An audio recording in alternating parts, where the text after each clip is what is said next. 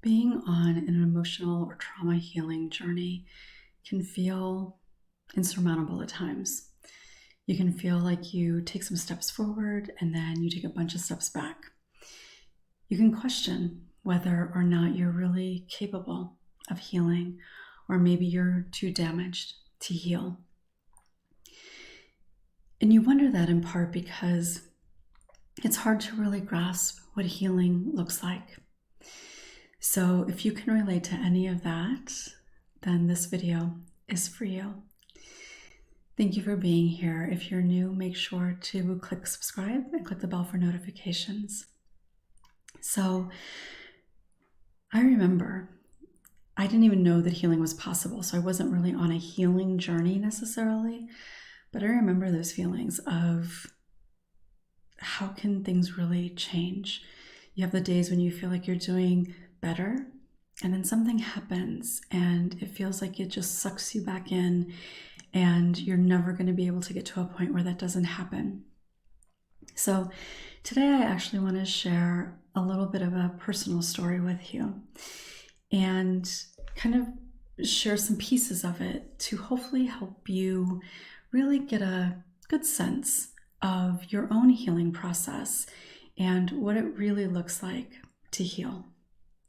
So first of all, something that comes up a lot is, in wondering what healing looks like, is really an expectation that for themselves, that they put on themselves, that when they are healed, they won't struggle anymore. Things won't bother them anymore. That they'll make good, healthy decisions. They won't struggle with boundaries or relationships. Well, that's not true. That's part of being human. But there is a difference in how all of those things show up and affect you when you are moving through the healing process and when you're on the other side of the healing process. There's a difference in how that is and how it feels even before you begin the healing process. So a little bit of kind of a backstory in case you're relatively new to my channel or you haven't heard me share this before. So growing up, I grew up in poverty, sometimes worse than others, but there were times that we didn't have much food. We got evicted a lot because my mom couldn't pay the rent. We didn't have transportation some of the time, and it was challenging. That's not easy for anybody, and it's especially not easy for children. In addition to that, because of our level of income or lack thereof, we lived in a lot of places that were not very nice. And that could mean a lot of different things. And it just never felt really nice and cozy and safe. And my mom was pretty depressed. I didn't know that. She had not been diagnosed, but knowing everything that I do now, looking back, she was definitely very clinically depressed throughout my entire life and probably long before that. And part of that was not a lot of interaction with her, and she was a bit of a hoarder. So not to the extreme that you tend to see on television shows where they're talking about hoarding, but not too terribly off of that, especially at certain times. And that to me just didn't feel good growing up. I don't think it feels good to anybody, but it just created some things for me. So one of the things that I talk about a lot, right, is our core beliefs that are developed as children. And all of that, my abuse started when I was 5. My sexual abuse started when I was 5. At least my first memory is at 5. And so that really, some of it was created by that and some of it was solidified by that. But there was definitely a huge belief of being unworthy. There was also a big belief of being undeserving, and that was reinforced because I often went to schools that were kind of above my economic standing, so to speak. And I've talked about this a little bit before. Because we moved around so often, we often used my grandparents' address as my address so that I could go to a school in their district. And my grandparents were lower middle income. It's not like they were wealthy, and I wouldn't have to keep changing schools.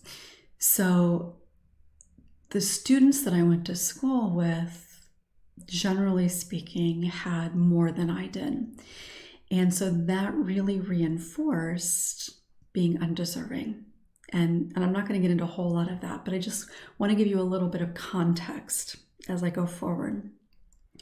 So a belief of being unworthy, not good enough, and certainly undeserving was a big part of what I believed. And I could find examples of proof of that everywhere and anywhere. So in my healing, obviously, I've done a lot of work around all of those beliefs. And for the most part, they're not things that I struggle with any longer. Every once in a while, things pop in. But for the most part, I really don't struggle with any of those things any longer.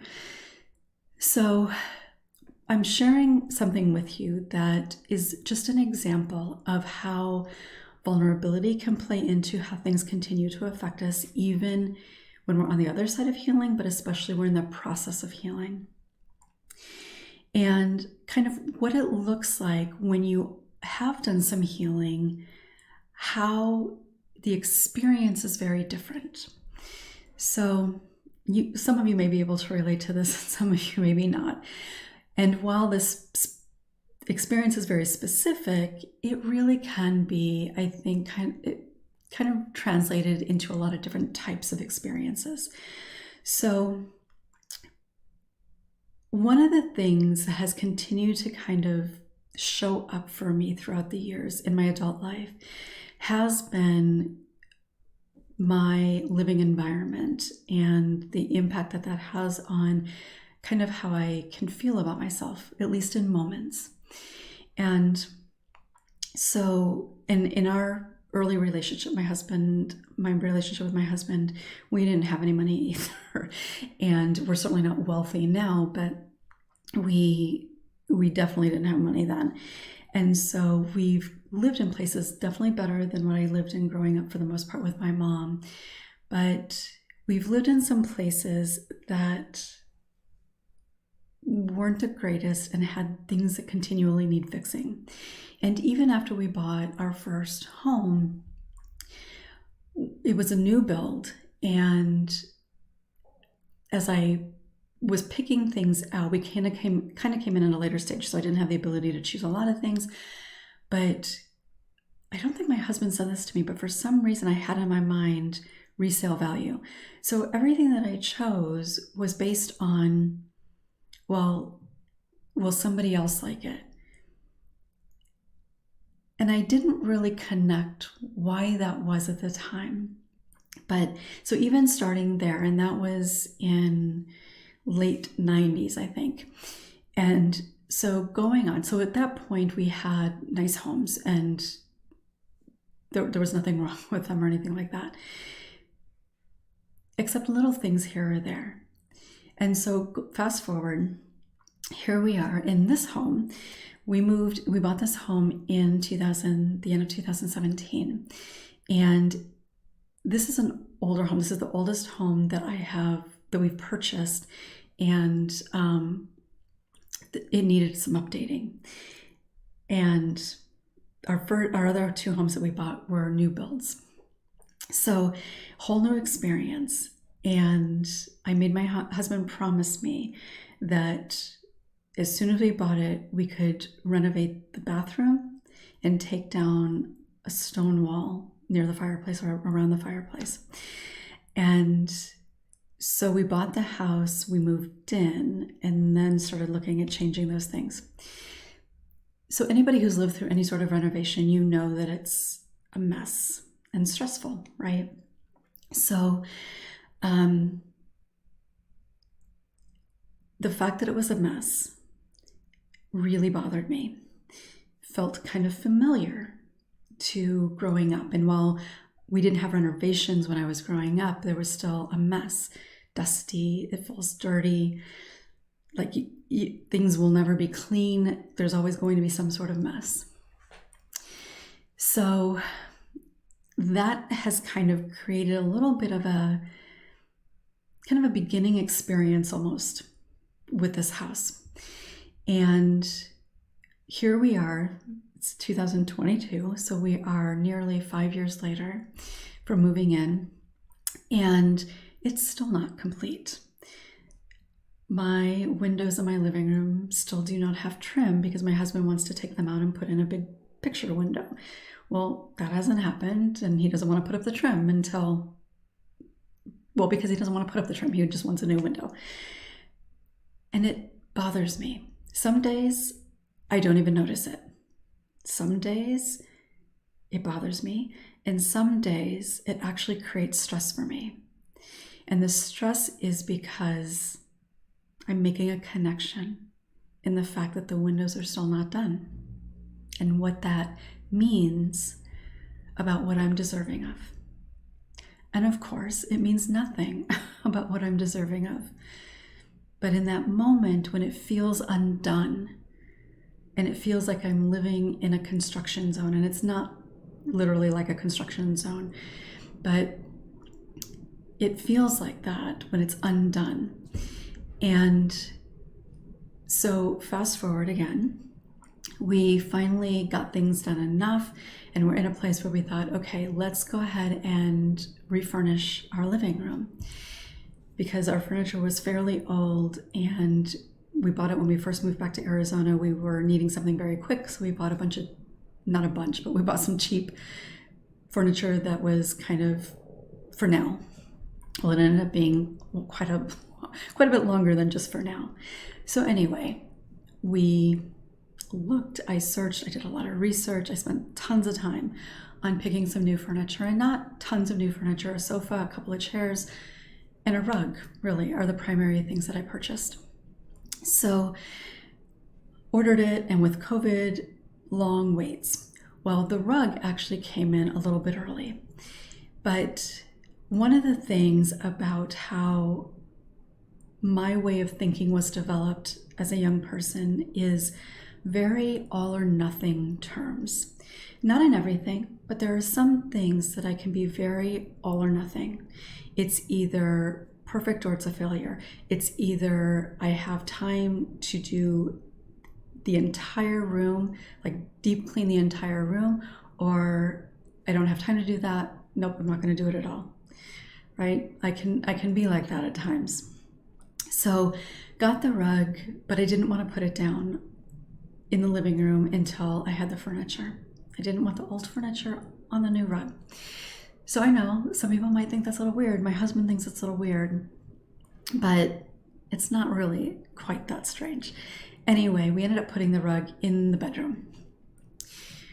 I don't know how much longer it took before the furniture came in, but the chairs came in first, and I really didn't want them in the living room, but I didn't really have a place to put them, and I really liked them, and so decided to leave them in the living room, but I didn't want to use them. Fast forward a little bit longer, the sofa finally comes in, and I really liked it. It's another thing that I struggle with. I really struggle with making big decisions, and I often second guess my decisions, or even, I don't even know how to say it, like 100 times over second guess my decisions. So the furniture came in and I liked it. And the rug I really liked as well. I thought it was just really pretty, and ordering things online is always a little scary for me. So my dog, as soon as we put it in the living room, my dog was very interested in pulling out the like little nubby pieces of the wall. And so we've had to be really close watching her. And we've thought pretty quickly, I don't think this rug is going to work in here. But I didn't have time to try to find something else. Anyway, the rug was there.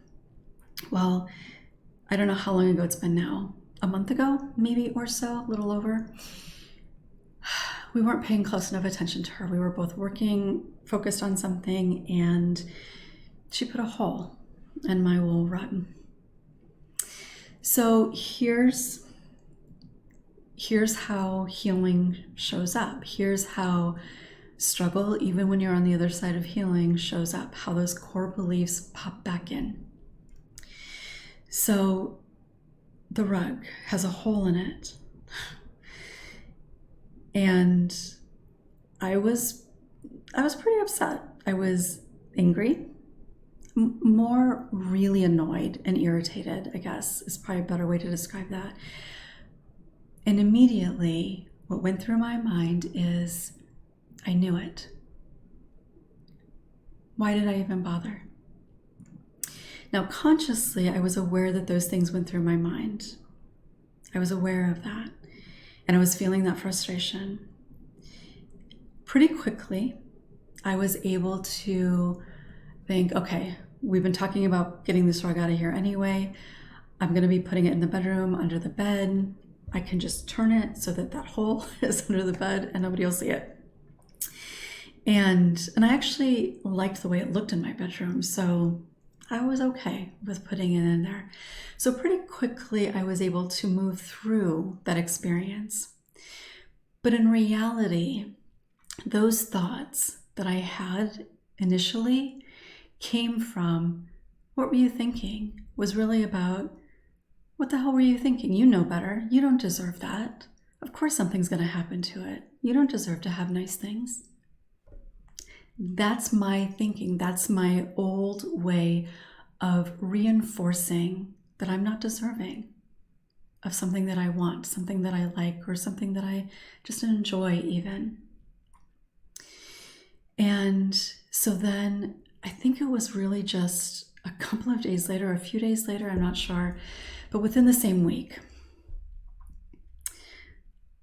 on a weekend morning, I had my tea and I was going to go into the living room and sit in one of those new chairs that swivels so it can face the windows that still have no trim. Some days it bothers me, some days it doesn't.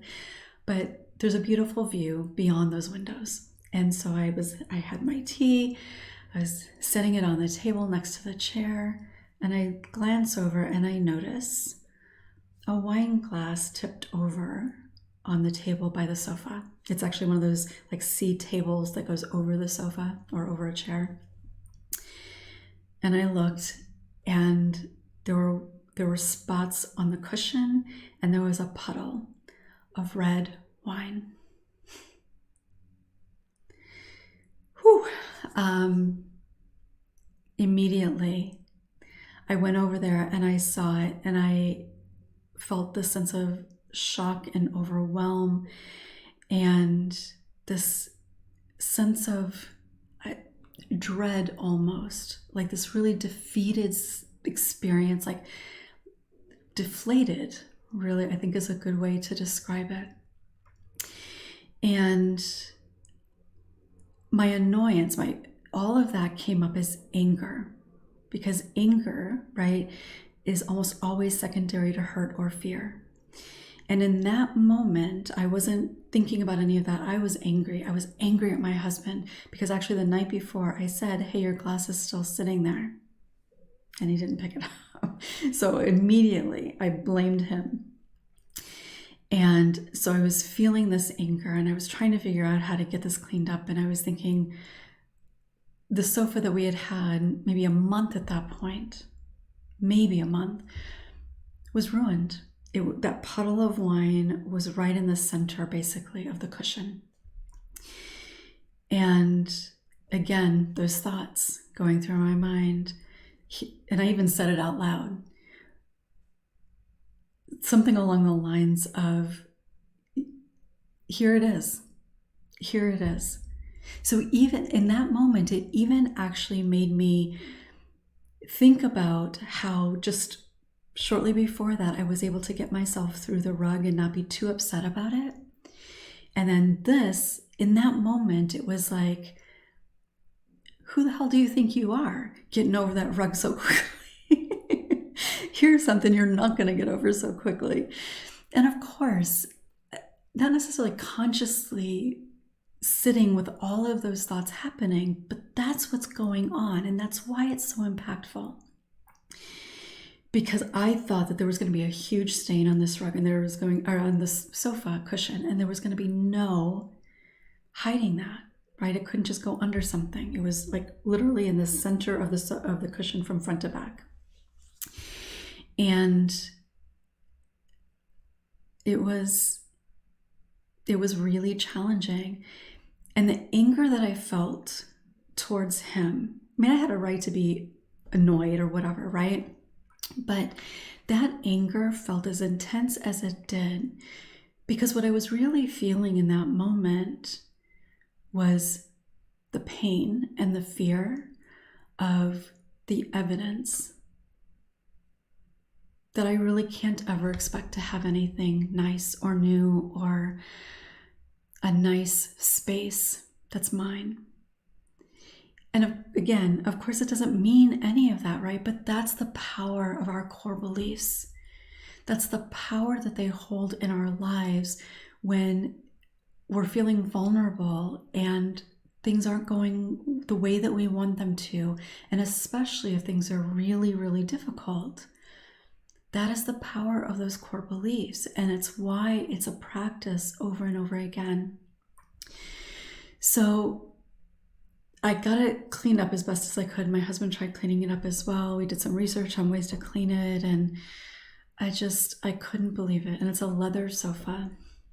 And fortunately, it's a dark sofa. So it wasn't like a white sofa with a big red stain on it, but a pretty big spot on it. And I recognized what was going on, and I was feeling the pain of that. Because I was believing to a degree, not as intensely as I would have before, but I was allowing myself to accept that that was reality. That I really just obviously don't deserve to have anything nice. That I can't have. And when I try, whatever it is out there is going to prove to me that I don't. And that didn't feel very good. But after a little while, got things cleaned up, and I decided to go ahead and sit there in my living room with my holy rug and my stained sofa cushion and distract myself by reading and occasionally looking out at the view. And by the time I was done with my tea, I was feeling a lot better. I was still really disappointed and still feeling a little bit of that residual not good enough sort of thing. But it got better. And I think probably by around noon, it was pretty much gone. I still had thoughts pop in every once in a while about, like, what the hell? Okay, when's it going to happen with the chair? And my chairs are actually fabric and kind of a whitish color. So I thought, okay, chairs are next. And that kind of thinking. So by noon, it was much better. And then by the end of the day, it was definitely better. And I would also say by noon, I was able to, even before noon, I think, but I was able, once everything kind of calmed down, I was able to go to my husband and apologize for yelling, for blaming him. I said, I do blame you. It is ultimately your fault. But I didn't feel that intensity. I didn't feel that sense of blame for him. And I apologized. And that's another part of healing, right? That there was a time that if I would have behaved in that way, if I had yelled at him for leaving his glass laying around, that I would have ended up feeling really bad about that. I would have felt guilty and I would have felt ashamed, which would have made it really hard to feel genuinely apologetic without that shame being there. And so that was another difference. I was able to do that very genuinely and mean it because I knew that my anger wasn't really about him. And we all do things, right? Like it might have even been after that, I don't know. But I somehow spilled a little bit of tea and it got on my pillow, my new pillow on the chair. So I was able to really kind of accept and honor that. So, and then by the end of the day, it was really pretty much gone. And fortunately, the stain actually, as it dried, it disappeared. So honestly, I don't know if I would still be annoyed with him if the stain was still there. I know I would not be nearly as upset in every way as I was at the time, even if the stain were still there now. But again, I share this with you because healing is not about things never bothering us. Healing isn't always about making really good and healthy choices. It's never about not getting caught up in our beliefs or our emotions. And it's also not about never having those old beliefs creep back in. But when they do, you're more aware of them. You're more aware of what's happening. You have more space to be able to see that. And because of that, the depth of impact that it has is not nearly as significant. Because in the earlier stages or before healing, when we don't really have that understanding and that awareness, it's immediately, the depth goes right to our soul, like that. And it's just reality, it's truth, and we live from that place. As we heal, it doesn't happen that way any longer, where it just immediately goes to the depth of our soul. It's kind of floating around up here where we can see it, understand it, do things that we can do to help alleviate some of the intensity or the impact that it's having, like doing some reality testing or reminding yourself that, people make mistakes or whatever it is. Reality testing, I think, can be a big part of that. So in sharing this, what I hope you will kind of take from this is two things. One is that the top of that mountain isn't a final destination, right? Because even when you get to that top of the mountain, unless you plan on building a home there and having everything that you need, you're not going to stay there, right? And you come back down and you live your life, and maybe you take another hike someday up to the top of that mountain or another one. But healing isn't about just getting to a destination and never experiencing anything that you've experienced on the way there before. Healing is a process. And along this process, no matter where you are, the more vulnerable you are, the more impact those things are going to have. So for me, one of the reasons that, particularly with the sofa versus the rug, so I have had more stress in my life over these last few months or so. Nothing necessarily really bad, but definitely more stress. Some of you will be aware that in April, I was diagnosed with 2 skin cancers and had them removed in May. So while I wasn't necessarily really concerned, it's stressful, right? It's a stress on your body. It's a stressful thing to think about and just planning. And so there's a lot of things. And remember that any stress is stress in your body. Your body doesn't necessarily know the difference between really bad stress and even good stress, like buying a new home or getting married or getting the job of your dreams. Your body experiences stress as stress. And any stress that we're feeling adds to our level of vulnerability. So any stress at all, and the more stress you have, the more vulnerability increases. It increases exponentially. So there has been some stress, and then but then that one day, the rug, right? And then just a few days later, the sofa. So those two things really close together I took as the evidence, right? Like that, what I said about, oh, you think you got over the rug quickly. Well, here's something else. Because it had happened with the rug just a few days before, the sofa had much more of an impact. If the sofa had happened first, it likely would not have had the same impact. And then the rug, if it happened second, would have had a more significant impact on me than it did happening first. So the more vulnerable we are, the more those old beliefs can creep back in. And recognizing, so the second part of that is being able to recognize when you're on this journey that when you have times or days when you find that you're struggling again, maybe something happens that you can identify and maybe not, but it doesn't have to be something significant. And it doesn't even have to be something specific, because certainly a hole in my rug is not the end of the world, right?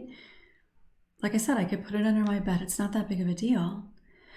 But the level of vulnerability can make it a really big deal. So as you're going through the process and something happens and you find yourself struggling again, especially if it's something that you think you've healed, it's very easy to beat yourself up and think that it's just not going to be possible for you. But that is not true. It's part of the process, because as time goes on, you gain more awareness. The more awareness you gain, the more you're able to reality test and practice ways of getting through it.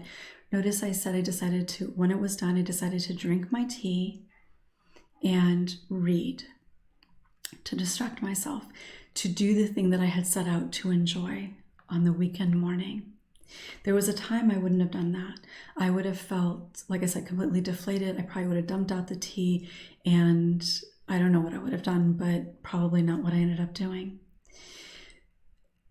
So that process helps you. Each time you have to practice something, it helps you get to the place where things don't have the same level of impact.